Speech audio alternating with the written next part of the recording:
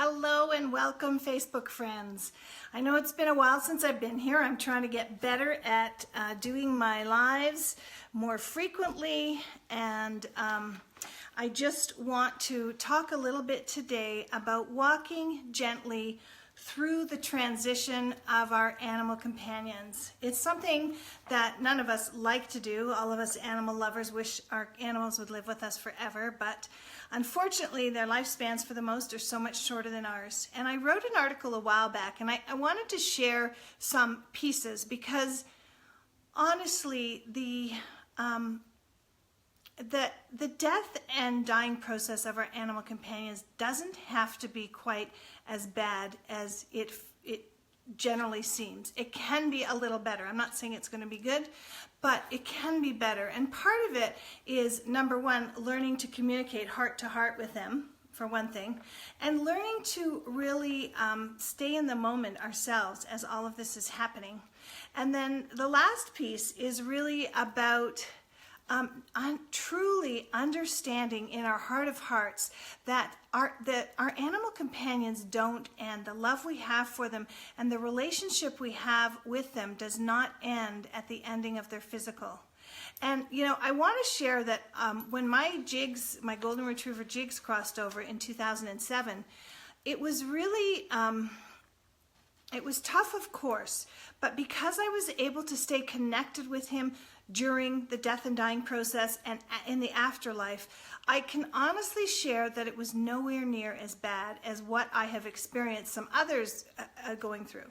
So I want to give you some tips. Many people who come into my world, you know, most of my followers are really here by soul agreement. My Andalusian stallion guide, Lucero, who I like to call an ascended master of the equine world, is very much attracting all of you to me, because you know, you wouldn't be here and be interested in what I'm talking about probably if you weren't part of the same soul group. And I apologize, it's really strange weather. I was going to do this outside and it was gray, and now it's getting brighter and it's making my house look so dark. I guess I should have turned some lights on. So you know, I want to give you these tips that I know.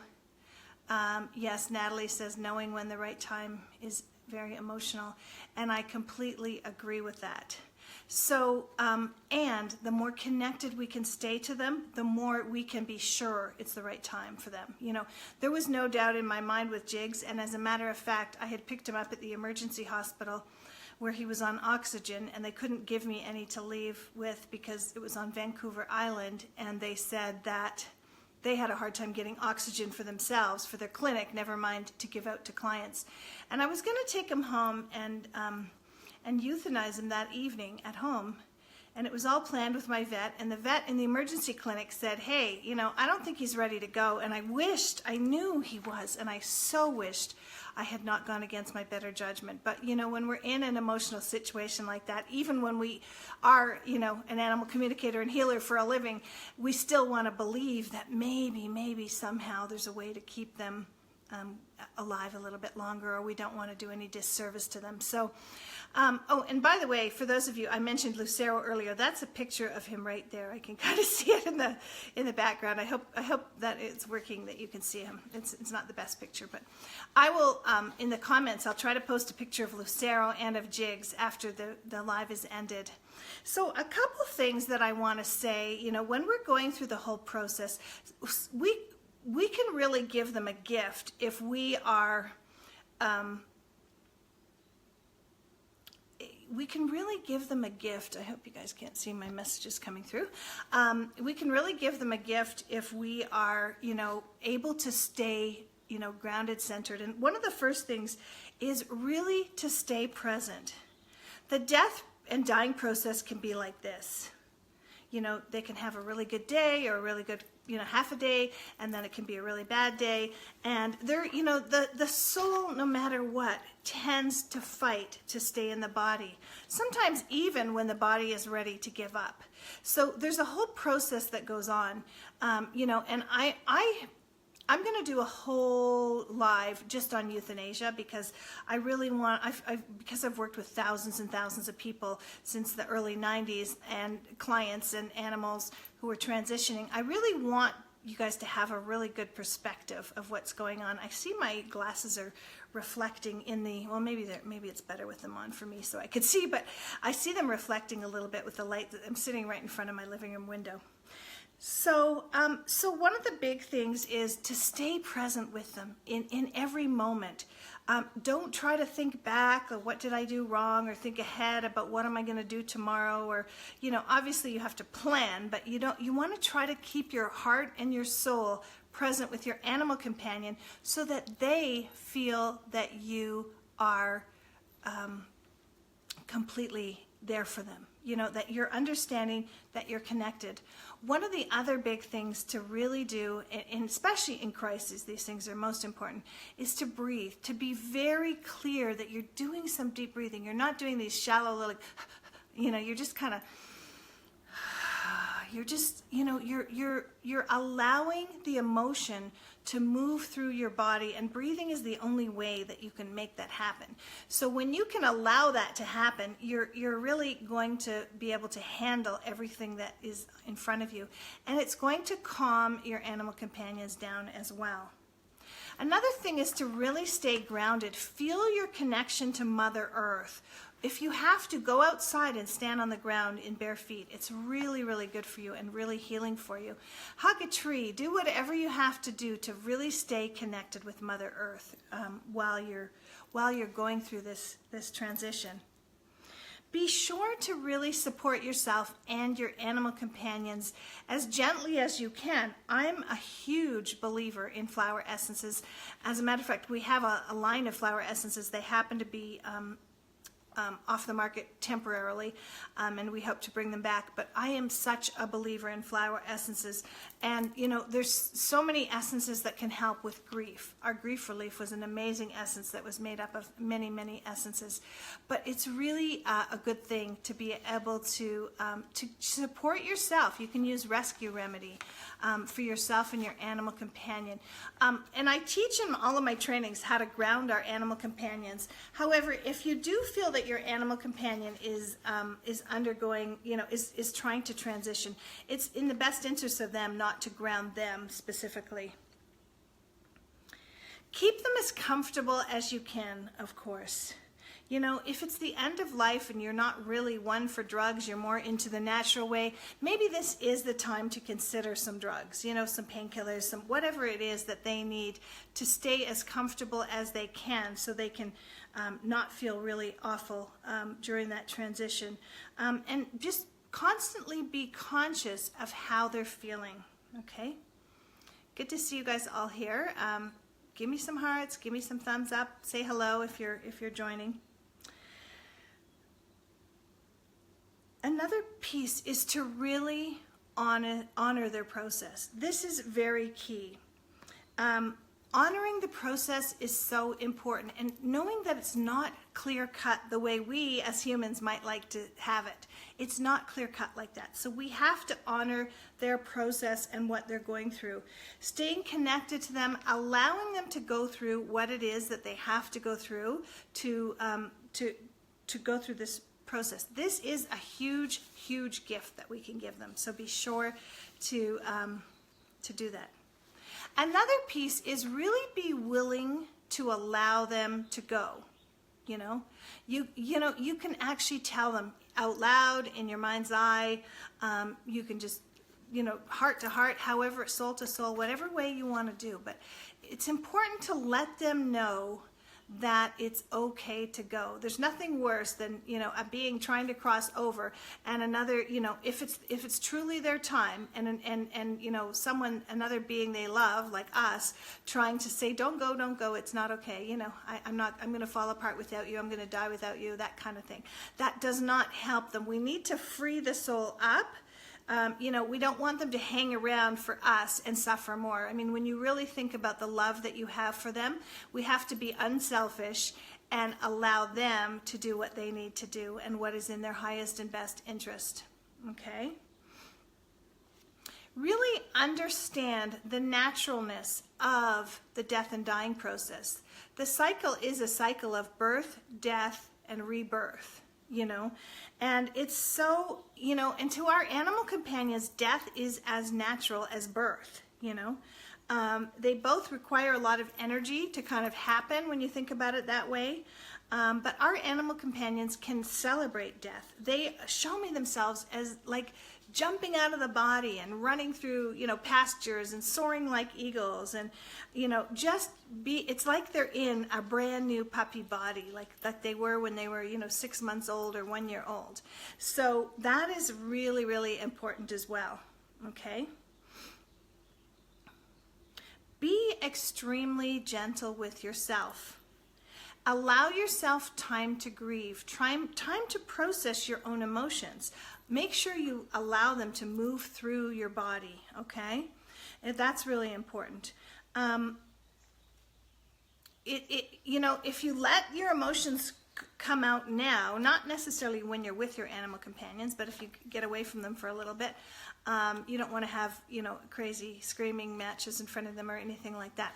But if you can process your emotions and let them move through your body, it's going to be a lot easier on you now to let those process than getting them trapped up. We can get emotions trapped in our body, and then it's kind of like the gift that keeps on giving, so to speak. They'll just keep happening and happening and happening, and it's like they kind of build up steam like a snowball rolling down a hill, okay?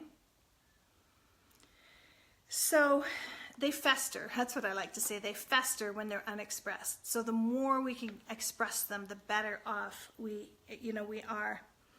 The other thing is, the next piece is really be gentle with yourself. Like I mentioned before, you can use some flower essences for both yourself and your animal companion. And by the way, flower essences work topically on animals just as well as they work, you know, in their water or on their body. Or in their mouth, I mean to say. So you know, if an animal is getting ready to transition, you can actually anoint some essences with the intention of helping them to make the transition smoother. So being gentle with yourself. Also, one other piece about that is I often use the homeopathic Ignatia 30C. It's spelled with an I, I-G-N-A-T-I-A, 30C. And I am telling you, when Jigs made his transition in 2002, I didn't have any Ignatia in the house. And the first day I didn't even feel completely ready to go to the store. So the second day I walked over to the store and got some, and I'm telling you, when I took that first pellet of Ignatia, I just put a pellet in my glass of water, and when I took that first pellet of Ignatia, it was like I got bonked over the head by a 2x4, and about 25 or 50% of my grief just left. Now, it's not going to be the same for everybody, but it made such a difference. Because when Jigs transitioned, I could physically feel a pain in my heart. My whole heart center just ached. And I had never experienced that before. I was lucky to have not lost anybody who was really, really close to me. And, you know, well, I had lost other animals, but Jigs was like a, whoopsie, I just knocked my whole, that wasn't very good. I just knocked my whole screen over. So anyhow, I just want to make sure I've covered everything. So yeah, so really process your emotions, allow yourself to feel the emotions. Another really important thing is to practice self-care. You know, do things after and during that are going to help you. Like take a walk in nature, take a nice bath with essential oils, get a massage, whatever it is that really feeds your soul. Get away. I find nature to be huge. I love essential oils as well. So whatever it is that's going to help you eat the foods that you love the most, hopefully they're healthy. And then Natalie says, I love giving love and respect to my animal family. It is so important for us, like loving them, a part of loving them is honoring this time in their life. It really is. It truly is important. So, you know, stay connected with the spirit of your animal companion.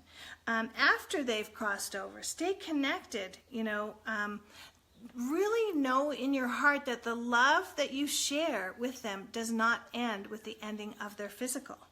You know, it goes on, it continues on. They want to stay connected with you. You know, they are there for you whether you know it or not, and they're connecting with you whether you know it or not. So just know that love, that connection lives on, and it's up to you whether you want to honor it or not, and whether you want to connect in with it. And it, you know, for some of us, it'll take a little bit more than others to connect with our animal companions in spirit, but they can go on to be the greatest teachers, healers, and guides for your soul for the rest of their lives. You know, many of us have walked this path with our animal companions through many, many lifetimes, you know, and have had other connections with them. So they want to stay connected with our soul. So I wrote the article that I'm basing this live on back in I think it was 2007 when Jigs crossed over. Interestingly, Jigs crossed over in 2007 and about September 10th, 2007, which is, I always like to look up the astrology too and find out what kind of auspicious things are happening when an animal is born or dies or comes into our life, or those kinds of big things. So interestingly enough, there was some pretty auspicious astrology from what I remember. I can't remember it off the top of my head right now. But interestingly enough, I decided to leave British Columbia, and I wasn't going to bring Jigs down to Arizona. I'm Canadian. I wasn't going to bring Jigs down to Arizona for the winter one more time because I just felt it was going to be too hard on him. And interestingly enough, he transitioned before the winter, so I actually gave up the place I was in. It was a rental, and I came down here in October. And the day that I arrived in Kanab, Utah, on my way down, it was one of my destination goals because I wanted to go to Best Friend's Animal Sanctuary. That night, I remember specifically exactly where I was, and that night Carly, my Maltese, was born. I didn't know anything about her until like Christmas time, really. I had found out about her. So, you know, 100%, you know, there's so many amazing things and gifts that come to us from this. Tammy's asking if I've written any books, and Tammy, I should have written about 10 books by now, but I've been so busy working that I have not. I do have a DVD, and I have lots of training. I've poured my heart and soul into my animal energy certification training, which is really, really phenomenal. It's really about learning how to heal and communicate with the animals, but it's also about your spiritual growth and personal development through the animals. It's phenomenal. I see a few people on here right now who are a part of the training. So it really, you can find out more. But I'm hoping, my goal is to put out an oracle deck about our animals. So, so the key, I guess the key piece here, the key takeaway is, oh, Natalie says, thank you for sharing. It's my pleasure, Natalie. This is my life's work, and I love it. So the key takeaway, one of my key takeaways for this whole piece is, first of all, you can make the transition of their death and dying process a little easier on yourself. I'm not going to say it's going to be easy or nice. None of us want to go through this, but we can make it so that it's a little bit easier for us to handle, and we can maintain that connection and that love. And you know, my motto is hold on to the love, let go of the pain. That's really my motto for any kind of major loss that we have. Hold on to the love and let go of the pain. And if we really truly have that intention and we work toward it, we can certainly have that happen for us. So it's a beautiful Friday here, not so sunny. It's a little cloudy in northern Arizona and a lot cooler. We're only going to hit 70 today, and we're going to, but after that, we're into the mid to high 80s. So I will be doing a couple more lives outside. If you have any specific topics that you would like me to cover, please post them in the comments. I love to hear your comments. I love to hear about what you want to hear more about. I've got so many directions I could take these lives. And so everybody have a fabulous rest of your Friday and a fabulous weekend. Abundant blessings, everybody. Much love to all of you.